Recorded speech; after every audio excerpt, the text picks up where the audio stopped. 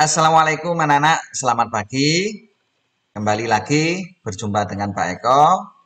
Masih dalam materi kita yaitu tema 9. Kayanya negeriku, subtema 1, kekayaan sumber energi di Indonesia. Nah, sekarang kita masuk ke pembelajaran 3 dan 4. Yuk kita simak penjelasan Pak Eko berikut ini. Nah, kita sekarang akan mempelajari macam-macam sumber energi, ya. Macam-macam sumber energi yang ada di sekitar kita. Yang pertama, sumber energi yang tidak dapat diperbarui. Ya, dulu kalian juga sudah pernah mempelajari sumber daya alam yang tidak dapat diperbarui. Nah, sekarang ada lagi sumber energi yang tidak dapat diperbarui. Hampir sama anak-anak ya. Apa itu sumber energi yang akan habis jika kita pakai terus-menerus? Ya, maka persediaannya akan habis, tidak ada lagi. Nah, ini contohnya ini, saya gambarkan ini ada pengeboran minyak ya di laut. Nah, nih proses pengeboran minyak bumi. Nah, ini lama-lama kalau kita bor terus juga habis. Nah, ini ada gambar kedua, penambangan batu bara. Ya, sama. Kalau kita gali secara terus-menerus juga akan habis. Ini yang ketiga, tambang freeport. Ya, ini tambang emas ini. Nah, kamu amati ini sudah lubang sangat besar ini ya. Awalnya ini tertutup anak-anak ya. Setelah digali terus-menerus, akibatnya habis seperti ini ya. Tidak ada persediaan lagi. Nah, yang terakhir ini ada gambar batu alam, batu-batuan. Nah, sama ini setelah dikikis ini habis ini ya batunya. Tidak ada lagi anak-anak. Ya, ini semua termasuk sumber energi yang tidak dapat diperbarui. Nah, berikutnya ada sumber energi yang dapat diperbarui. Ya, apa itu? Sumber energi yang tidak akan habis ya jika dipakai terus-menerus. Tentunya kita harus bijak menggunakannya. Tidak boleh seenaknya sendiri. Nah, ini ada yang pertama gambar air. Air ini adalah sumber anak-anak ya. Ya, tidak akan habis jika dipakai terus-menerus. Akan tetapi kita wajib merawat, menjaganya supaya tetap lestari. Yang kedua ada tumbuhan. Nah, ini jagung, padi, dan sebagainya. Kita tanam tumbuh lagi, kita tanam tumbuh lagi, dan seterusnya. Nah, yang ketiga ini energi yang paling besar, matahari anak-anak ya. Matahari ini sangat banyak manfaatnya untuk kita semua.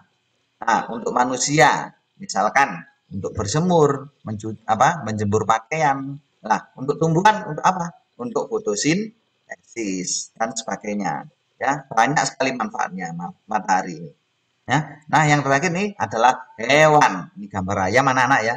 Ayam setelah ini bertelur, menetas menjadi anaknya menjadi banyak lagi dan seterusnya seperti itu. Ya, tidak akan habis jika dipakai terus menerus. Akan tetapi kita wajib bijak dalam menggunakannya. Nah, berikutnya perilaku hemat energi. Ya, hemat energi itu sangat penting untuk kita semua anak-anak. Kenapa? Karena perilaku hemat energi ini selain kita mengajarkan untuk hidup hemat, kemudian kita juga belajar untuk mengatur yang namanya pengeluaran biaya. Ya, seperti itu. Semakin hemat, maka biaya yang kita keluarkan semakin sedikit. Nah, perilaku hemat energi ini, contohnya, ini saya contohkan ini ya. Tidak menyalakan lampu saat siang hari. Nah, ya, seperti itu. Kalau sudah siang, lampu kita matikan. Ya. Kemudian mematikan alat elektronik jika tidak digunakan. Ya. Yang ketiga menggunakan listrik seperlunya saja. Ya. Yang keempat mematikan televisi, radio atau komputer jika tidak digunakan. Masih banyak yang lain ya. Ini saya contohkan 4 aja. Nah, ini ada gambar anak-anak perilaku yang harus kita hindari.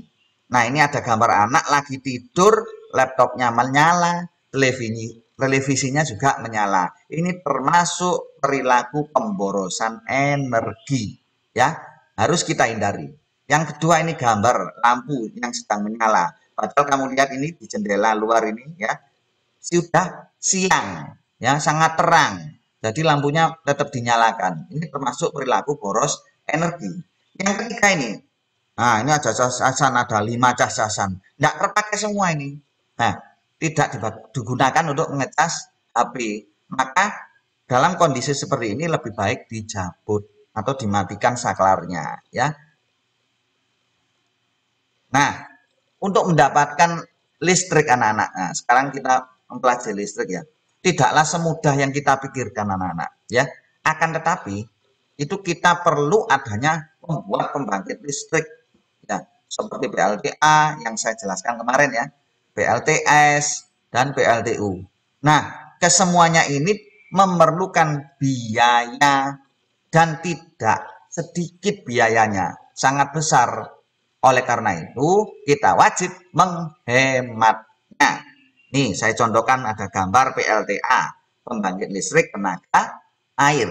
Yang kedua, PLTS, pembangkit listrik tenaga surya. Dari mana? Energi yang didapat dari sinar matahari, kemudian diserap, ini alat namanya solar system ini ya. Disimpan, kemudian diubah menjadi energi listrik. Nah, yang terakhir, ada PLTU, pembangkit listrik tenaga uap. Nah, ini muncul uapnya ini ya. Kalau kamu pernah ke Bali, nah di sana melewati Banyuwangi ada PLTU Paiton. Nah, itu sama contohnya ya. Nah, kemudian kita akan berbicara masalah hak dan kewajiban terhadap sumber energi. Nah, kemarin kita juga berbicara hak dan kewajiban terhadap lingkungan. Sekarang kita akan mempelajari hak dan kewajiban terhadap sumber energi. Kewajiban dalam menggunakan sumber energi ada banyak anak-anak. Nah, mulai A, B, C, D, E sampai ini nanti kamu dapat baca sendiri ya. Ini saya contohkan satu saja, menghemat energi dengan menggunakan seperlunya. Jika tidak digunakan, maka sebaiknya kita hemat ya.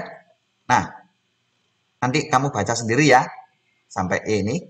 Kemudian yang terakhir ini hak kita terhadap sumber energi. Nah, hak adalah sesuatu yang perlu kita dapatkan ya. Kita dapatkan. Ya, apa itu? Menggunakan secara bijak. Nah, sesuai kebutuhan. Pak Eko punya hak. Misalkan ini saya contohkan. Ini ada anak di rumah berhak menggunakan energi listrik, menyalakan kipas angin. Nah, seperti itu. Nah, yang kedua, gambar anak berhak menggunakan energi listrik untuk menonton televisi. Nah, yang ketiga, kita berhak menggunakan listrik juga untuk menyalakan lampu. Masih banyak contoh lagi. Misalkan di dapur, kita berhak menggunakan energi gas untuk menyalakan kompor. Nah, akan tetapi, yaitu tadi, kita wajib menghemat. Tidak boleh boros ya. Nah, sekian anak-anak penjelasan dari